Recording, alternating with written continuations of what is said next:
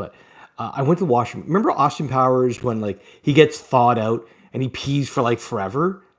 Yeah. Yeah. Oh my God, it felt like that. I'm like, where the fuck is it coming from? Like, I mean, I know where it's coming from, but I'm like, it felt like it went forever. I must have had like a 40-liter soda. Anyways, yeah. You do know that is now going to be the intro. Oh, No, it can't. It can't. you shouldn't say these things when I'm recording.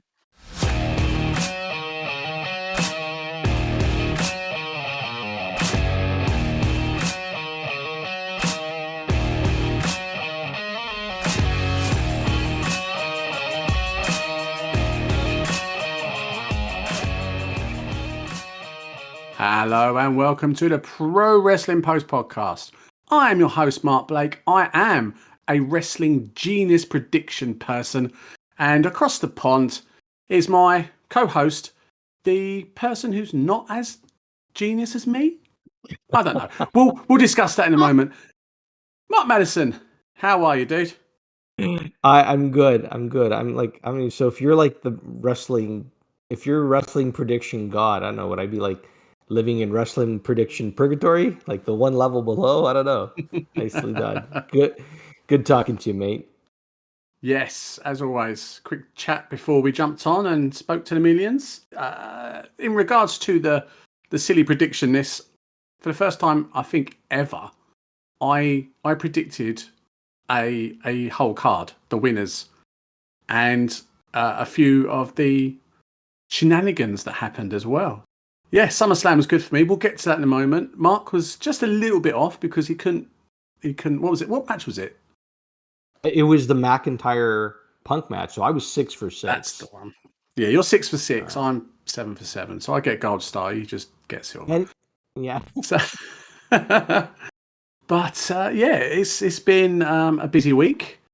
We had SummerSlam. We've had the fallout from SummerSlam on Raw.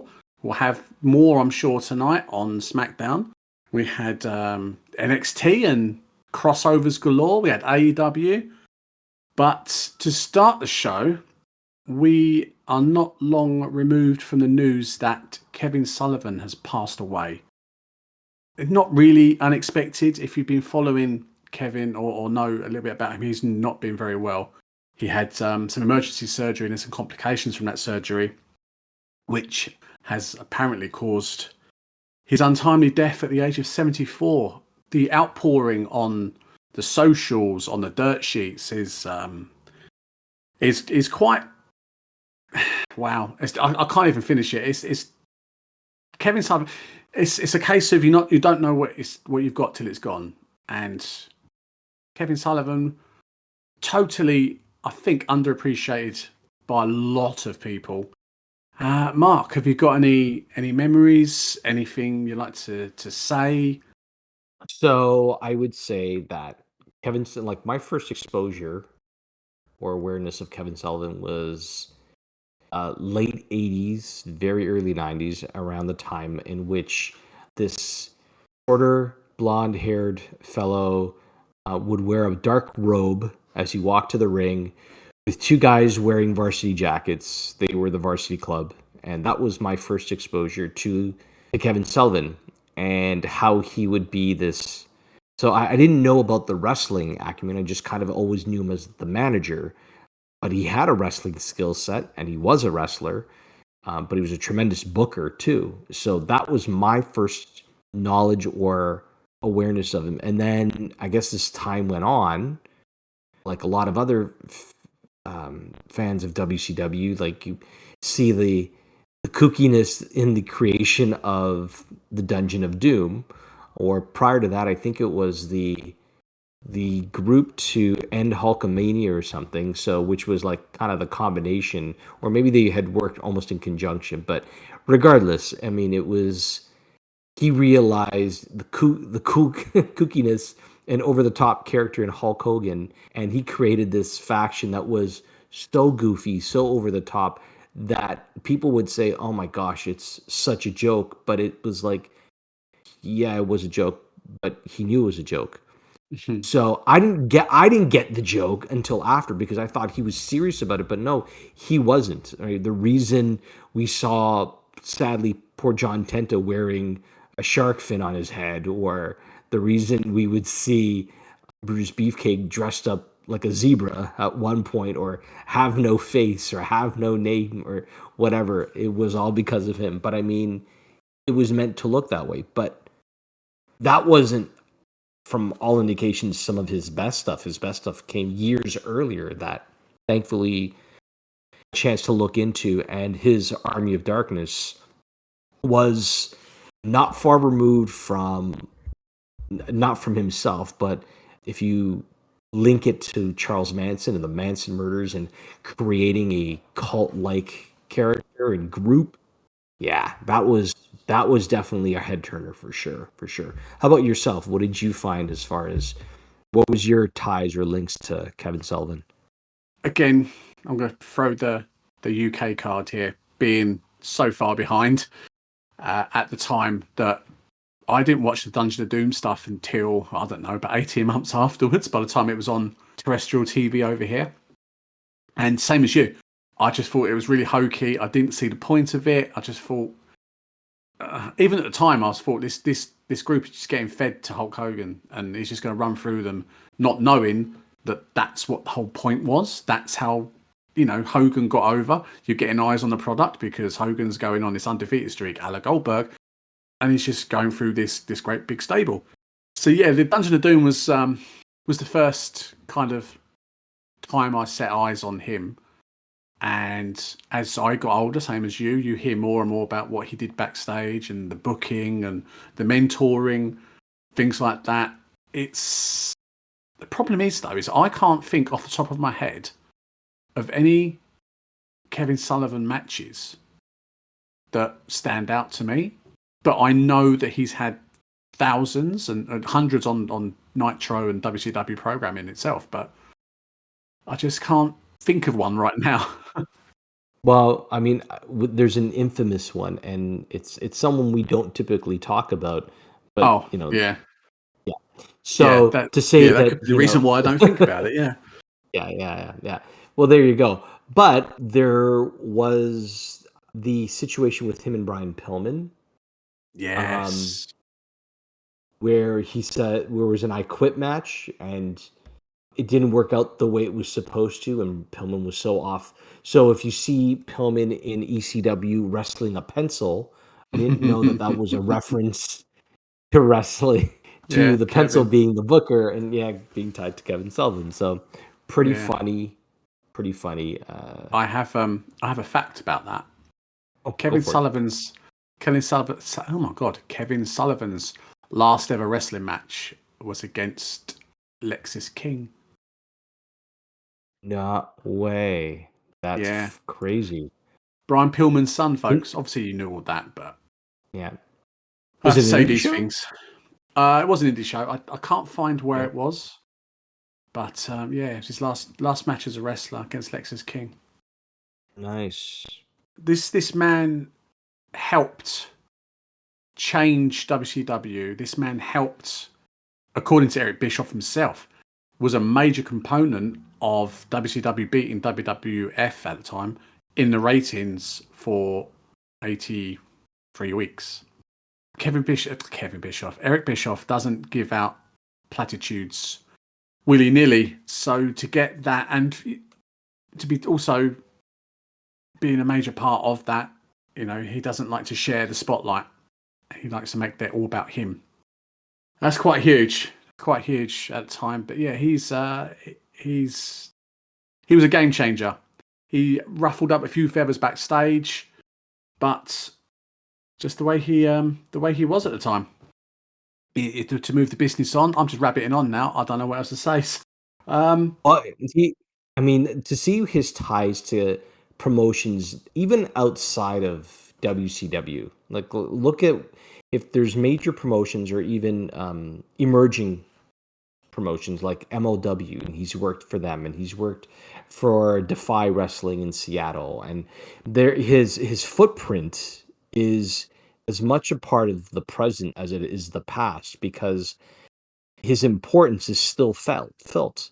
Whether he's has appeared on documentaries and talked, he was part of Tales of the Territories, talking about championship wrestling from Florida and what that was like, and how that Army of Darkness that he created, and his feud then was with superstar Billy Graham, and he was part of that feud, and then the Rhodes were part of that too, and so the relationship and how he's intertwined.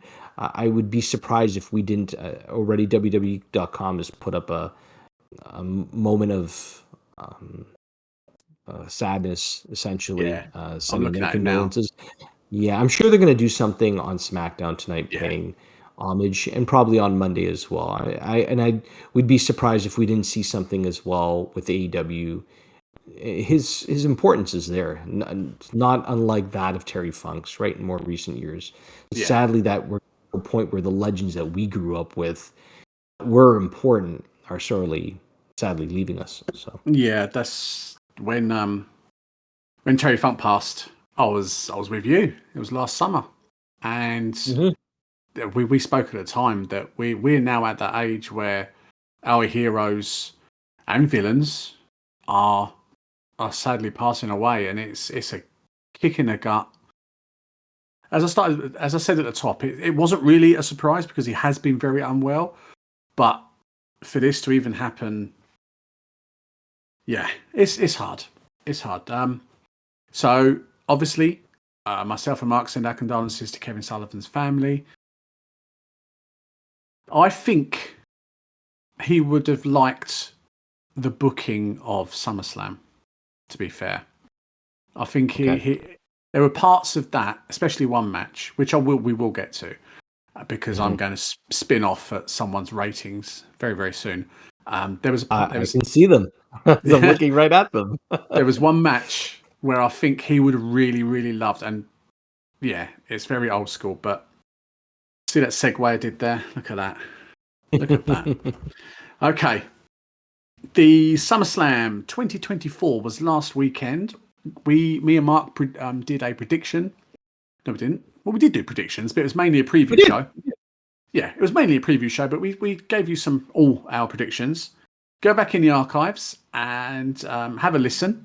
And whilst you're there, you can listen to me get all my predictions right, and you can go onto Twitter or Instagram or whatever else and tell me what a goddamn genius I am, because I am. I've been living off this for a week, an absolute week. So good, so happy. Shall we start at the very beginning? Because we did the preview quite in depth, we'll run through these pretty quickly. So, what do we start with? We had Rhea Ripley trying to regain the title she didn't actually lose against Liv Morgan. Now, with all of these, I'm going to ask you: A, what did you think of the match? B, what did you think of the result? C, what did you think of the fallout? The match itself, I was hoping for a little bit more. I think the storytelling was great. I think how they were really trying to tell the story of Rhea's shoulder, the things that she would do to try to keep herself actively engaged in the match, and like, no, no, no, this match isn't over. I'm going to do this, and showing you like, my God, if I'm willing to do this to myself, what am I going to do to you? Just to Yeah, keep myself in this match. I was hoping more, I guess, time. I guess that, but I guess everything was in the context. I think that's the only drawback. I wish the match just had more time, more back and forth, more. Really, every time I would almost want Rhea. It's hard to have Rhea, who's so strong, look weak or humbled, or not weak as in like weak competitor, but weak because somebody actually is dominating the match. I would almost want it to be where Liv was trying to rub it into her face more, kind of thing, right? I'm going to take it all from you, and then continue to just like put in an onslaught of an attack on her, right? I think that's what I was hoping for more. Now that's as far as the match. I think the storytelling was good, and the fallout. Your thoughts? Go for it. I think it had to be this way. You said about Rio needed to be a bit stronger and all this kind of things, but I think it had to be this way. Liv was going over in a one-on-one contest. Liv's not going to win Mhm. with the air quotes, shoulder separation, and however many times it kept popping in and out, that was her in. That was Liv's in to get over and be dominant. So that's the way that I saw it anyway. Storyline wise, absolutely brilliant. I was going to swear then, but I didn't. Absolutely brilliant. I absolutely loved this story going in, and I love it even more going out because I was bloody right. So the match itself, even with one shoulder, Rhea was. There's parts of that match where she was kicking Liv's ass, just showing what a badass she is and how, shoulder be damned, I'm gonna come for you and knock you the F out. The finish, we both called shenanigans, and it ended up like that, and it ended up with Dirty Dom living up to his name and turning on his mummy and literally starting the end of Judgment Day as it was then. I like I said, I really loved it. It was a bloody hot start, and it was a good start to the show. Really, really good. Yeah. So from there, Dom manages to be the one heel that becomes more heel by double crossing again. It was so me and my wingman, we was watching it live, and he said to me after the turn, after the 3 count, and you got Dom, he looks away with this like half grin on his face. So my wingman says to me, "Oh my word! If him and like Liv get together, that crowd are gonna kill him." So when they kissed, oh my god, the boos that just rang across that whole arena. My wingman was like, "I told you it would be like this." So he was very happy that his kind of half prediction came true. But he was right, and you're right. How can you make the heel even more of a heel? By doing that. Perfect, absolutely perfect. Looking forward to seeing where that goes, which we'll find out more on Monday. Yeah, Monday with Raw. Yeah. Second match on the card was Bron Breakker taking on Sami Zayn for the IC Championship. We both said that Sami was going to lose. I think we both said that it would be a quick match and a dominant, decisive victory for Bron. Yeah. Is that how you saw it? Yeah, it was even the Haluva was countered, and is that probably why the rating is as low as it was? Because I guess you can only have that storyline of the underdog continuing to fight back so much and not get eventually just squashed. I guess that's probably why it was rated what it was. But I mean, they're supposed to have a rematch. I think we're getting more of the same, but I don't know. I'm disappointed with the rating is what it was. I didn't think it was like a 2.5 star. I thought it was a little higher than that because of just what both guys are capable of. But do you think that made sense? Do you think that value works? I don't know. I'm going to start by saying that people in our industry read way too much into what Dave Meltzer says. It's like he is the pro wrestling god of everything, and whatever he says that's it. That's his word, is rule, So for him to give this match 2.5 stars shows you just how and I will bleep that out of touch that guy is. It had to give this match 2.5 stars and blame the pace of the match, to blame the amount of moves that were hit in such a short space of time. There was no time for the story to breathe and all this kind of stuff. Do you actually realise what you're watching? The story has been laid for the past, 3 months? Yeah. This match was the culmination of what's been said, what's been done in the last match. The match before this at Money in the Bank. I really wish people wouldn't put Dave Meltzer on. And there's a lot of people that don't, but the majority put Dave Meltzer on this sodding pedestal and think that what he says is raw. 2.5 stars for this match. Absolute joke. He has no. Yeah. No. I was nearly going to swear again then. He has no clue. You'll hear more about that in a certain match in a minute. Oh, you wait till you're that one. Oh boy. Personally, this happened exactly the way we said it was. It was going to be fast. It was going to be over fairly quick. It was going to be dominant. It was going to be decisive. There was going to be near falls, and then the grand finale with Bron Breakker standing tall. He's won the title, and then did an interview. I think a day or two later, and he came across as a babyface. So I'm not sure how a third match is going to work because they'll both be babyfaces. Yeah, I don't think there is. I don't know. And he did an interview where he basically was saying that he wants to hold up this grand tradition of the IC Championship. He's willing to take on all comers. It was very much a proper babyface kind of promo. So yeah, it was very strange. But again, the match itself, it was good. It was good. It was. Everyone else that I spoke to knew what was going to happen going into this match, so we knew how quick it was going to be, etc., etc. What I've just talked about. So we walked out of it feeling, yeah, okay, it did its job. Brilliant. 2.5 stars. The guy's a joke. He has no. Oh, so annoyed. Next, we have the United States Championship, where LA Knight took on Logan Paul in his backyard, kind of. What did you think? Did you like the shenanigans? Did you have any idea who Machine Gun Kelly was? My first exposure to Machine Gun Kelly was Kevin Owens powerbombing him off of the Raw stage years ago.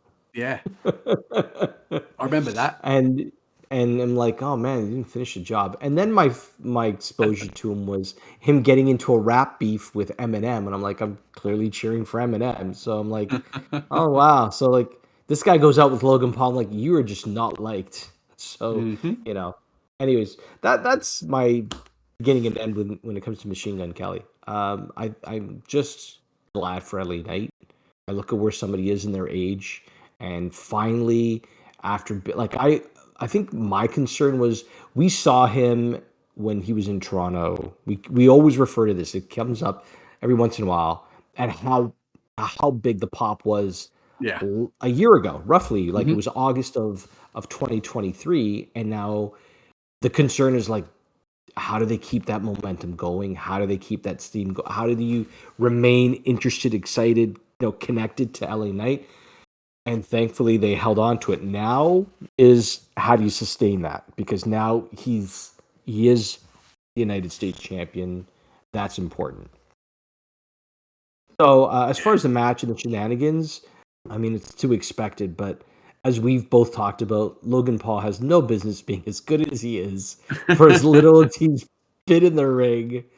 He did say something about him never doing a springboard moonsault again. The one where he basically springboarded off the top, so from the apron to the middle, or not the middle, but the top of that rope, and then went backwards. That looked beautiful, but I guess the risk reward, doesn't want to compromise stuff. So yeah, considering he's got hundreds of companies and he's worth quite a lot of money, so he doesn't really want to get hurt. But no, yeah, he's so. What did you reckon to the match itself? I think the storytelling around it was good. It's funny, when I look back at the match, I'm thinking when Knight hooked his leg, they made probably no big deal of it, but I could have sworn Paul's left leg was, at least because his leg is so long, was it under the rope and it wasn't a big deal, or maybe not? I mean, nobody said anything. They didn't make mention of it. But as far as the match itself, good storytelling between the both.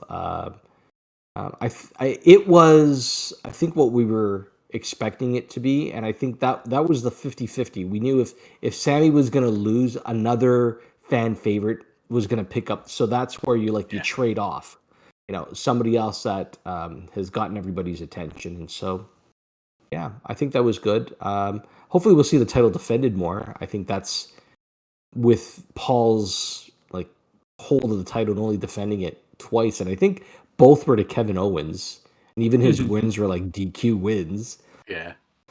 It's been so infrequently defended, and I think that's what they want to get away from. Make the title a focal point. If it's part of a storyline, have it defended. Don't just have the guy carrying it around and just showing up to do promos. It's got to be more. So which makes what the Undertaker said in an interview recently quite strange, because he said that Logan Paul having the belt and not doing much with it put prestige on it. Mhm. I don't know. I'm going to bow down to the Taker because the guy is a goddamn Mhm. legend and he'll kick my ass. So I'm not one to say he's wrong, but I maybe I see things differently. I don't know. Personally, this match actually did more than what I was expecting. It went longer as well, actually. I thought this would be quick. Mhm. Very good match. And as you said, Logan Paul, man, come on.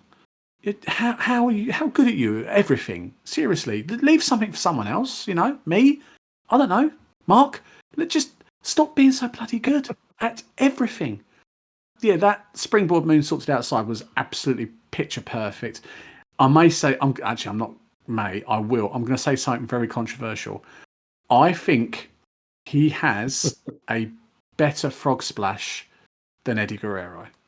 Ooh, that is controversial. I know, and I love Eddie, and you all know I love Eddie, but I think that the extension that he does with the arms and his legs and then brings it back out and then in again, it really emphasizes the frog part of the frog splash. Yeah, I just I'm sorry. I'm Wow. sorry, folks. I'm Wow. sorry. Yeah, I know. Oh my gosh. But he won't be back in the ring for a while now. He's got tons going on and some lawsuits apparently. Did I read somewhere that he's suing LA Knight? I'm sure. I don't know if it's storyline or not, but Yeah, he's suing. I'm pretty sure it's storyline wise. Yeah, Yeah. he's suing LA Knight. I don't know why, but yeah, LA Knight. It's random facts that I didn't know. LA Knight's been wrestling for 21 years, Yeah. and this is his first main roster title. So Yeah. happy days, happy days. I'm not going to kick him and say, oh well, when's no, he's got to really step up and etc. etc. Just bask in your glory, enjoy it, and yeah, just enjoy the ride, dude. I can't wait. Mhm. It's going to be good. Hopefully, that will be a springboard to bigger titles going on in the next year or so. First main roster here for WWE, but he was a champion in Impact and Oh yeah, or yeah, Impact Impact, TNA, right? NWA, Yeah. and places like that. But yeah, it's like the big leagues. I Yeah. suppose Yeah. Yeah.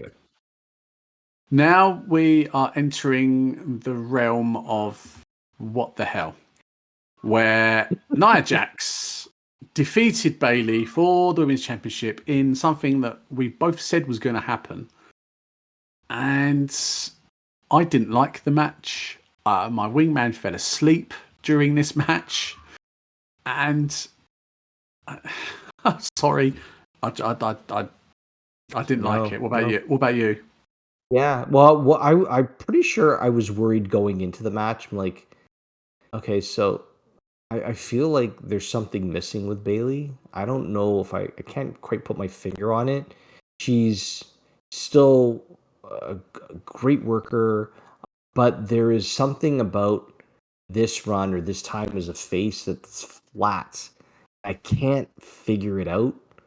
Almost felt like if the fans weren't enough behind her, that it was over. Like this, there was no reason to keep the title on her, right? There was nothing Yeah.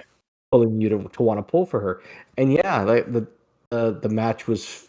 I got to tell you, I don't know how many times Nia either landed on her butt where I was hoping she was going to scream my hole again. I don't know why that came to mind, but it did. Because we're But children and we like that yeah, kind of humor. yes, we are down deep, down deep. That's exactly it. That's what Eh, she said as well. hey, hey. so, so yeah. I will say when she hit the Annihilators back to back, that was intense. I think that was the one moment where she's like, "Uh-oh," she hits her with it, and then gets right back up and does it again from the second rope. I'm like, shit, it was like nail in the coffin to finish her off. But there were still outside shenanigans like Tiffany coming down, and it didn't need the distraction. I think it gave any bit of enthusiasm in the match something, because it's like it's not doing anything for us. So they needed to throw something at the wall to get your attention. So it was a screwy finish, but it didn't even need that. It was just so. It really didn't need that. If anything, it's more of a distraction. I do think Nia is going to be a placeholder. I don't think this title reign is going to be too long. Tiffany is far too over for her not to become the champion eventually. I think, yeah. So you said you didn't like the match. Do you find any redeeming qualities about the match? Any moments? Yeah. Yeah. Oh. Yeah. Go for it. What?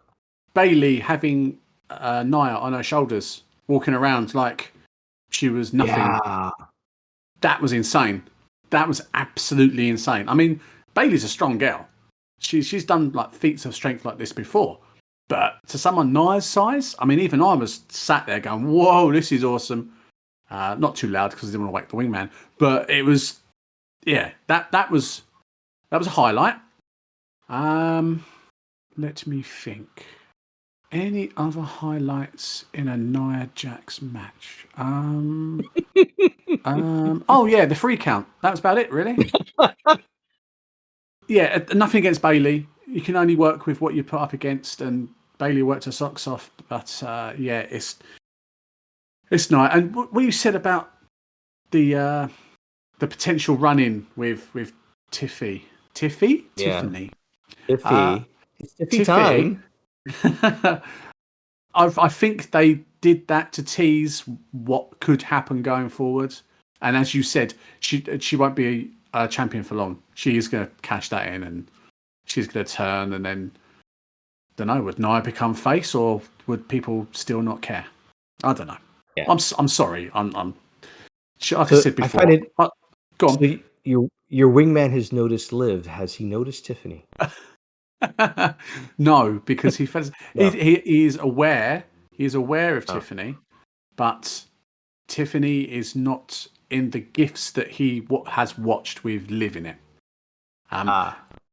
Yeah, I did kind of mention last week that my wingman has found women, so to speak. He's more aware of them, and he's got a crush on Liv because of her booty shake gift that was floating around a couple of weeks ago. He's still in that mindset. Updates as and when they happen, folks. Do not worry. So this match we both didn't like, and according to Dave Meltzer, he didn't like it either. He only gave it 2.5. I think that's generous. I would have given it 1.5. But again, that's nothing against Bailey. And it's just. Let's move on. Right. Now, get your pen and paper ready, folks, and get ready to send a letter of complaint to us, because I am going to spin off on this match.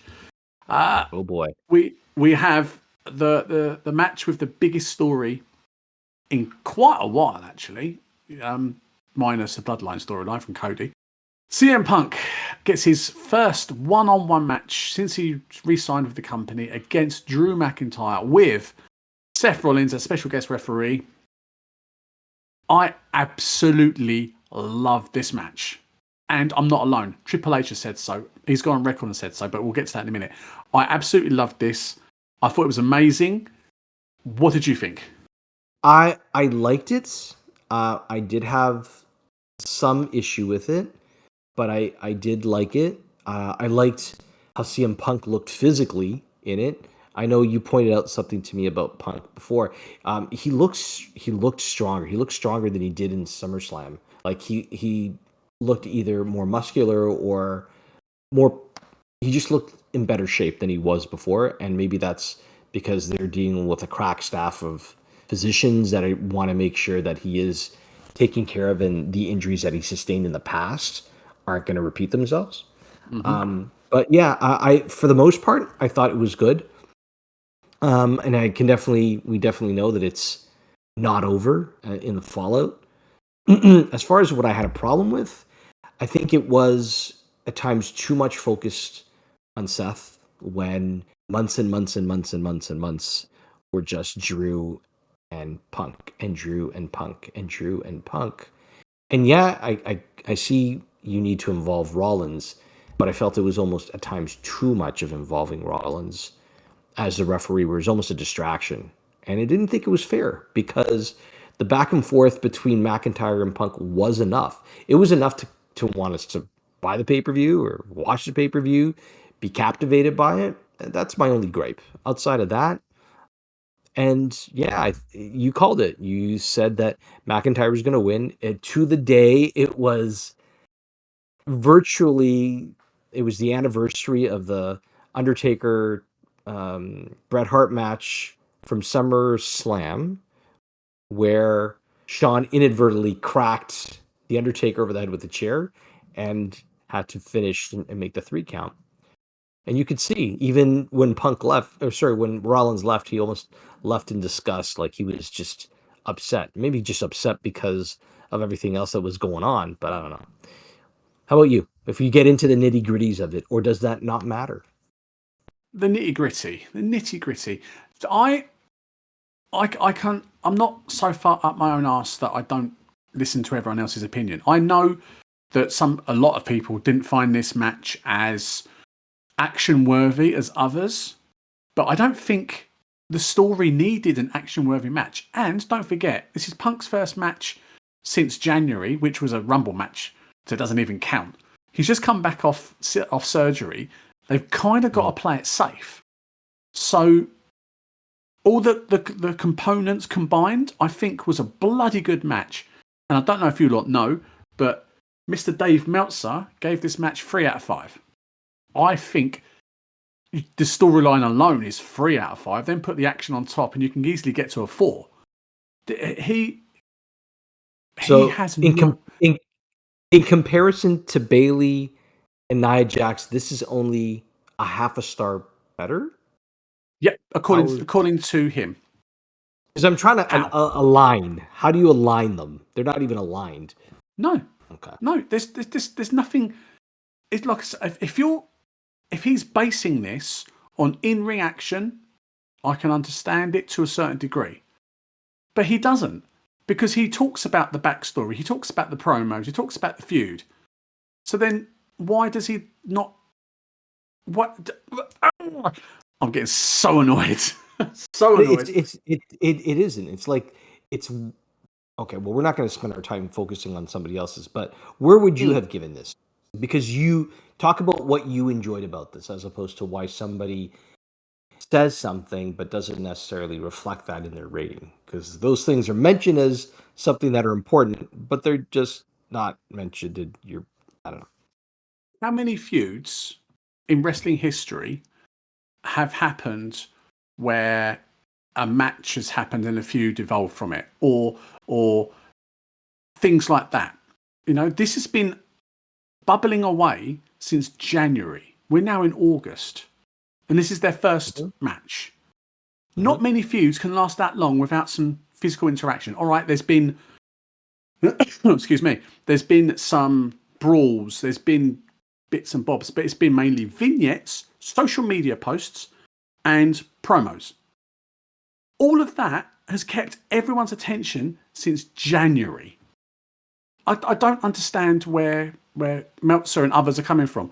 I loved the storyline. I absolutely loved the storyline. I loved the fact that in the past, 3 or 4 weeks, you have the bracelet involved. So it's made it even more personal. It's not just, I'm better than you and you shouldn't have come back because you left and blah, blah, blah, blah, blah. They've made it even more personable to Punk. The match itself, as I said, needed to be slow, needed to be deliberate, needed to be very careful. Seth was there to make sure, I think, that happened, because if you put an ordinary ref in there, they're going to be split between the action in the ring and Triple H on the earpiece saying, tell them to do this, tell them to do that, slow it down. Whereas Seth would know, again, this is my personal opinion. What else was there? There was parts of vintage Punk, absolute vintage Punk, where he looked great. He what did he do? He hit his the top rope elbow that he normally does. He like the clothesline into the corner beforehand. He even hit an Anaconda Vice, which I haven't seen in Christ knows how long. That was amazing. That never did that gorgeous. in AEW, did he? He never hit it. Did he? No, never hit it. Never used it in No, he never did AEW. it. Yeah, that's great. Actually, no, I think he did once in the dog collar match with MJF. Mm. But yeah, I love the Anaconda Vice. It's a bloody great submission move. You were talking about how Punk looked good. I think he put on the bulk, not bulk, it makes him sound fat, but he put on the muscle to stop any further injury. But it was mentioned on commentary. I don't know who said it. I think it might have been Corey. He said something about that, and I'm right behind him with what he said. The Punk must have like bulked up a little bit to make sure that he didn't injure himself. But when doing so, it kind of takes away your cardio, again, slowing down the match. It's all this match is designed to make sure that Punk doesn't get hurt and carry on this feud till, I don't know, WrestleMania next year at this rate. And I for one, wouldn't mind. It was an amazing match. I would have given it at least a 4. I'm going to say 4.5. It's my match of the night. This seriously is my match of the night. I absolutely loved it. Every single thing. I can't say enough. As you can tell, I'm too giddy with it. And yeah, I can't wait. Although it looks like Seth is now out of the running because of what happened on Raw. 6, what they called tsunamis he took. 6 tsunamis, yeah. It's a great way to elevate Bronson Reed, that's for sure. I'm sure that's the name of a band, 6 tsunamis. I don't know. But yeah, so it looks like he's off for a bit. He's apparently, from what I've been reading and hearing, he's a bit banged up, so nothing serious. He's just going off to get some rest and recuperation with his lovely wife and child.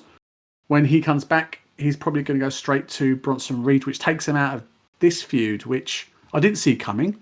Hey ho, you know, it's all good. It is all good. Now, we are going on to what Dave Meltzer has called Match of the Night. I can kind of see his point of view from this. It is Gunther taking on the World Heavyweight Championship, Damian Priest, and the dissolvement of the Judgment Day, pretty much. I'm going to say this was probably my match of the night, too. We talked about this, the chemistry these two have. How can you not want to watch them fight forever? And you got a chance to see two big men that are agile, athletic, beat the tar out of each other. And, you know, the finish made sense for why it did and what it set up. The prelude to it beforehand made sense. Apologizing when you never apologize. They never apologized before to each other. The seeds seemed like they were planted when we were at Money in the Bank with him calling him boss. No leaders, right? Leaders. There were supposed to be no leaders in Judgment Day, and he became it. Well, he's becoming accountable. Somebody had to, and I liked where these two were headed. We see the fallout of this being the return of Ludwig Kaiser to second Gunther, but just these two beating each other senseless. It was hard hitting. It was action packed. Finish made sense, worked. But yeah, I really enjoyed it. For you, the passion that you had about the McIntyre Punk match, I think I kind of carry it with this one. Oh, for sure. I had to watch this again roughly 7 hours after the end of the last match because my wingman watched it again the next morning because he'd fell asleep and didn't watch the rest of the card. And he said at the end of this match, it was great to see Walter / Gunther in a match where there wasn't over like 100 chops. There was actual wrestling in it. There was high flying stuff. There was grappling. There was physical, strong style stuff. He liked seeing him in that role. He'd never seen him like that before, whereas obviously we have.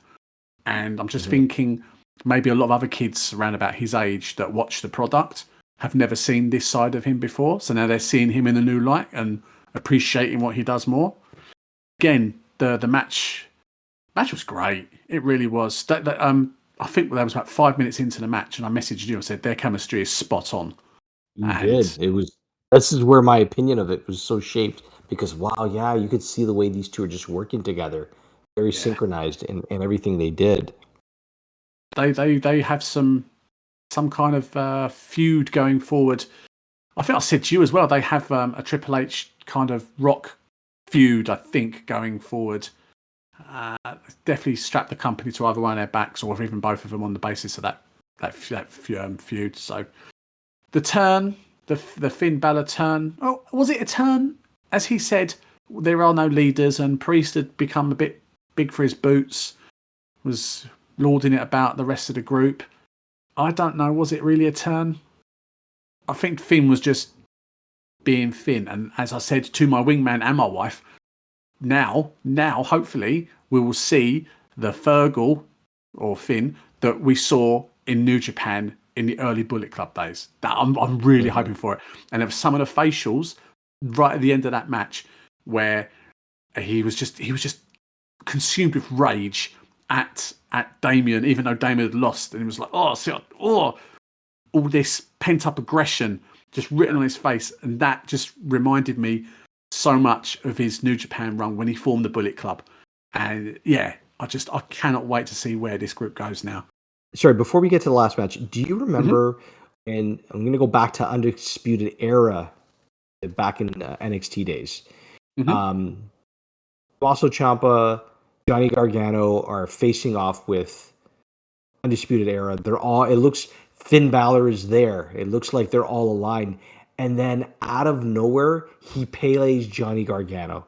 That was the one where did not see that coming. That was an I didn't see that coming moment of his time in a heel turn. Here we they were planting breadcrumbs for us to see that all signs are pointing that something's going to happen. It's kind of funny. He says no leaders, but ironically, when you look at this group, who would be a de facto leader but Finn now? No? Yeah. It's a coup, isn't it? He hasn't come out and said it. It's just a quiet coup where there are no leaders, and he's just going to end up calling the shots, just like Damien did. But I honestly, I can't wait. Going forward, Finn, seriously, just give him the ball, let him run with it. Just be the heel that you were back in Japan. Oh my God, people are going to hate you. Oh, apart from me, I love him. Okay, main event time, which is where we called most of our shenanigans for the evening, and we weren't wrong. No. I enjoyed it, but I think others enjoyed it more than I did. I thought there was, I thought it was a bit too screwy for my liking. The touch I did like was seeing a returning Arn Anderson. That was quality.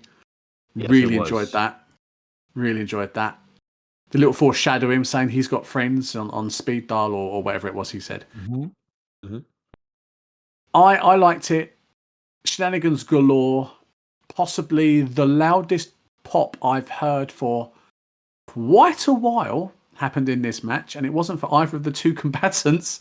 What did you think? I thought that the storytelling in the match, I'm going to give Cody his due. He worked really well. I think Solo was important in his role. It's kind of hard with the outside interference being what it was. I think the match was good. I don't think it was 4 stars. I think it was 3.5, maybe, like if we're going to go that route. But it was a solid match, but everything else that was involved, I thought was really good. I thought that Jacob Fatu, so the way, reading reports, I'm going to say it was Fightful, but I could be wrong, saying that the planned spot where he splashes Cody and clutches his ankle and isn't able to stand on it was all planned. But I'm like, he was just really selling it with the walking boot photo that was floating around the next day. And then just like, wow, he really hurt himself. But apparently it was to avoid any confrontation with Roman. That's why couldn't get up. Not that there's because somebody else was in the back potentially to come out as well before Roman to support Roman, right? Yeah. So everybody that got involved made sense. It's nice to see Randy and Kevin back as part of it, although Randy, we'll get to him because the fallout is odd because it doesn't necessarily like what role does he play in this? If he's playing a role in something else on another show, but all of that, and then the big return. So yeah, I mean, it made sense for the way everything went, and good closure, basically. Yeah, that was what a way to close a show. Seriously, that pop. Oh my god, that pop. I'm sat however many thousands of miles away, and even I was at home with goosebumps. And it wasn't because he returned; it was because of the crowd reaction. The goosebumps I got. I even got goosebumps again 7 hours later when I had to watch it again. When I showed the wingman, I was like, well, just watch my arm. You can't fake this. I was doing a rock where he like taps his arm and tells the camera to look at him. I was doing that with my son. It was a great closing of the show, and sets up what could happen next. The way the WWE are finishing their main 4 shows seems to be the end of one storyline and the beginning of another. So with this, it was at the end of like the Bloodline 2.0 storyline facing off against Cody, and now we're going to start a new storyline where Bloodline 2.0 now has the original Tribal Chief back. Where do we go from here? Is it going to go where I said we were last week with the War Games Survivor Series match? I hope so, because again, I want to carry on with my crown of wrestling prediction god and live or dine on that a little bit more, hopefully. But yeah, it was a really good finish to the show. I cannot wait for SmackDown tonight. I may actually stay up for it because I'm actually very, very intrigued. I know Roman's already been. Has he been announced that he's there tonight? Yes, he is. Yeah. Unfortunately, I won't be able to see it. I have to pre-record it, and it's not airing live here in Canada because there's tennis happening, unless it's being streamed on the station's site. But the station that typically airs it, I'm going through and I'm trying to pre-record. I'm like, what's happening at 8:00? No, there's tennis. WTA. No offense to tennis, and it's a wonderful sport, but I don't think it's airing until like 1 a.m. Eastern, which would be 6 a.m. tomorrow morning for you guys. Yeah, So for me, yeah. I wouldn't know what's going to happen. Maybe I'll get a chance to watch it after. We'll see when I wake up. But you talk to your wingman about this. It's funny. The missus in the house and I looked, and she said she really liked how Roman came out on his own. Hair was down, projected an air of just confidence. Didn't need anybody. Even his presentation was like, I'm good enough. I am my own island of relevancy. I am like 5 men all combined kind of thing, And his hair's down, shirt was just set, and there was none of this brash arrogance. He just walked out confidently, nods to Cody afterwards, comes in essentially like he did when he re-debuted against the Fiend. He arrived, wrecked, and left. It was essentially the same thing. So, and that pop was, would we say, Road Warriors-esque? It was pretty massive. Yeah, it's definitely Road Warrior-esque. There was 57,000 people. Expected he was going to show, so it wasn't like a surprised pop, but still, that's insane. That's insane. Our mutual friend Dan Conroy was on holiday in Morocco at the time, and he watched a GIF or something on Twitter the next morning, and he shot me a message saying, like, Jesus effing Christ, what a pop that was. And that's from a Twitter thing. So imagine what it was like when you're in there. That little decibel meter that they sometimes show, that must have gone, it must have been broke. Surely it must have broke. Yeah. So yeah, all bets are off. Looks like we could be set for the Bloodline Civil War, which this wrestling prediction god called last week. So that's SummerSlam over and done with for another year. Another solid, if not great, pay-per-view from the company. Let's see if they can keep that momentum going with the Fallout. Now, Judgment Day, it's already kind of clear where they're going with it. what's not so clear is what's going to happen next. Yeah. What do you think is going to happen? We've got that to talk about. We have new champions galore. We need to try and keep this nice and tight. So with that in mind, go. Okay, so with Judgment Day, it looks like they're heading towards a Sami Zayn, Jey Uso wanting to go after Judgment Day for the tag titles. So is that a possibility? Do they align with Rhea Ripley and Damian Priest, and so that it isn't like a 5-on-2, and that they're actually those odds are becoming a little more either even, and so that the enemy of my enemy now becomes my friend. Mm-hmm. Thoughts? Yeah, that's good. That's very big possibility. Also, can they stretch it all the way to Survivor Series, and we could have 2 War Games matches? Mm-hmm. They did it in NXT. They had the men's and the women's War Games matches. So we could have two sets of War Games matches. Excuse me, with 2 different factions involved. Yeah. And you Could have work. women and men working collaboratively. That's never been done before. Yes, breaking down those barriers. Oh, excuse me. Oh, my voice went then. I had a bit of a frog in my throat. That's Eddie having a go at me for calling out his frog splash. See? Yeah, so that would be cool. Can they, unlike the Bloodline angle, where I reckon they can quite easily stretch it out till November, Oh October, yeah. Oh November, yeah. whenever it is. Could it work on the Judgment Day angle? I'm not so sure. The booking has been so great recently; it's hard to say no, really. What else was there? So yeah, we've got Walter / Gunter as the new World Heavyweight Champion. Is he defending it for the first time at Bash at Berlin? He will be. He will be, yeah. This is so the hometown. Well, it's not necessarily hometown, but I mean WXW was, I guess, his home promotion. But he's Austrian, and so this is kind of like, remember when Miro was representing Russia, but was technically Bulgarian. So it kind of feels like that. Yeah, yeah. So he's facing off against Randy Orton. Randy gets his rematch from, as you said to me off air, the contentious finish to the King of the Ring match a fair few months ago. Randy literally stepping into the Viper's den. See what I did there? Of Walter / Gunter's hometown, basically. How's that going to go, do you reckon?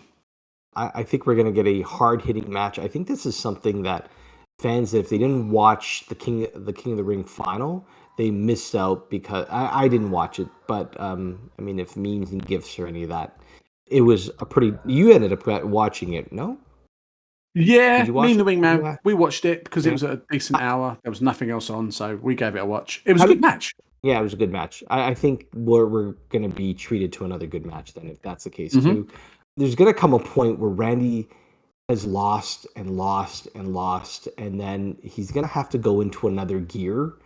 And what does that say? Like, what title is he going to close in and become a threat? Because I think is he a 14-time behind Triple H? Because Triple H, I think, was 15. I thought he was 14, Orton. You look at age, is that even a consideration? Like, certainly not against Gunther in his first title defense. I'm just saying that's a lot of losses that typically I'm not used to seeing for Randy Orton, especially coming back after being away for so long. Yeah, he's. I'm on Wiki now, which is not helping, but it's basically saying he's tied third for the most World Championship reigns in history. Seeing him look incredible right now, considering his age, the injury that he's not long, he's nearly a year now, but the injury that he sustained, yeah, is he going to get a title? Is he going to get an undercard title? Not undercard, that's the wrong one. Mid-tier title? I don't know. I honestly don't know, but I have a feeling that next December, whenever it is, he will be John Cena's last opponent. Mm. which I think is a better accolade than any title. Yeah. Yeah. Yeah, so I can see him turning heel at some point as well. As you said, he's on this losing streak. He can't seem to get over the line when it comes to title matches or matches of high stakes. So he's going to look in on himself, go, what do I need to change? Oh, I'll just go back to being a bastard again and punting people in Yeah. the head. Yeah. Which I is mean, so no better person to do that to would be other than Cody, right? So yeah. The hate that he will get from all the Cody crybabies will be great. Mhm. Absolutely great. What else is coming out from SummerSlam? We discussed Cody and the bloodline and the whole shebang with that. We've kind of spoken about LA Knight, where he goes next. Then you've got, I think we're kind of done. I think that they were the main talking points coming out of it. I think. Yeah. I mean, there were some things that we had floated around happening through NXT, and but maybe that's safe for another day. I don't know. We can do that next week when we know a bit more what's going on after reading the dirt sheets today with little spoiler, folks. But WWE are looking to that's a lie. WWE have been reported to be looking to buy out the contracts of certain wrestlers from different companies. I shall let you all work that out for yourselves, or just look on the dirt sheets. But yeah, we can talk about that soon. We can do that soon, not a problem. We will discuss that off air. You lot don't need to hear that. But you will like to hear the intro of next week, which, by the way, is going to be a doozy. Oh, no. Let me tell you. Yeah. On that bombshell, I think it's time to go home. So I have Oreos of yours. I can withhold them. No, the Oreos have done nothing. Okay, they haven't done anything to you. They're innocent parties. Don't talk about the coffee crisp. God, it's all right. We send each other like food packages or parcels or whatever you want to call them, backwards and forwards. And my favourite thing in all of Canada, apart from Mark and his family, is a chocolate bar called Coffee Crisp. Oh my god, so good. So yeah, don't threaten the Oreos and the Coffee Crisps. Okay, so let's get out of here. Let's do the socials. Go for it. You got it. You can reach me at the Mark Madison on Twitter X. You can also reach me on our website, Pro Wrestling Post's Twitter X account, Pro Wrestling PST, or on Instagram at Pro Wrestling Post. Search us up on Facebook, Facebook page Pro Wrestling Post. Right now, 14,000 plus followers. Please be one of them. Help us out, join, and show some love. We have tons of info that we're working on, different pieces currently. You'll search up some things on Kevin Sullivan. We have a piece on the Varsity Club. We also have a piece on Army of Darkness. Look into the history of one Kevin Sullivan and his contributions to wrestling. Excellent. Yes, I can't. Oh my god, I cannot speak.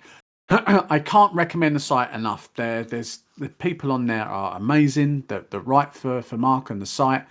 So many insightful things, and also there's a fair few articles of mine on there, which, you know, if you look deep enough, you can find. But more importantly, read the more current stuff, because it's more current rather than my stuff, which feels like it's decades old. It's not, but it does feel like that. On the other hand, what is my Twitter handle? My Twitter handle is at @themarkblake, all one word. I did say last week I was going to tweet during SummerSlam, and I didn't. I got engrossed in the pay-per-view, so I do apologise. I have gone back onto Twitter and started doing a bit more. I'm also talking very slightly off topic here. Myself and my wingman are doing a 24-hour gaming stream marathon on August 26th. We'll be streaming for 24 hours solid, playing video games, and we're trying to raise some money for Macmillan Cancer Research. Everything is on my Twitter and my Instagram, which I'll get to in a minute. Click the link, donate what you can, when you can, jump onto Twitch when we go live, say hello, I'll give you a shout out, we'll have a chat. So on Instagram, I am the_Mark_Blake, and I have a few bits and pieces on there from wrestling and home life and other stuff. I should really make a post about why I'm a wrestling god. Anyway, on that note, it's time to go, and we will see you next week. Thank you very much for listening. Bye-bye. Bye-bye.